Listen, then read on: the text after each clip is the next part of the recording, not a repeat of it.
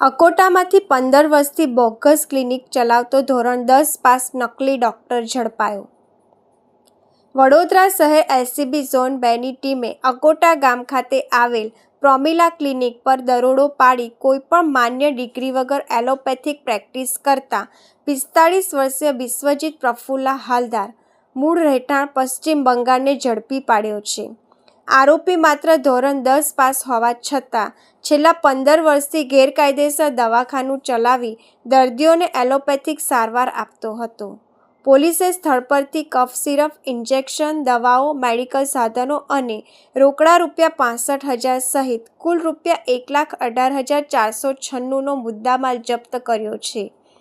Akota police સ્ટેશનમાં આરોપી વિરુદ્ધ ભારતીય નાગરિક ન્યાય સંહિતા (BNS) તથા ગુજરાત મેડિકલ પ્રેક્ટિશનર એક્ટ હેઠળ ગુનો નોંધી કાયદેસરની કાર્યવાહી હાથ ધરાઈ છે.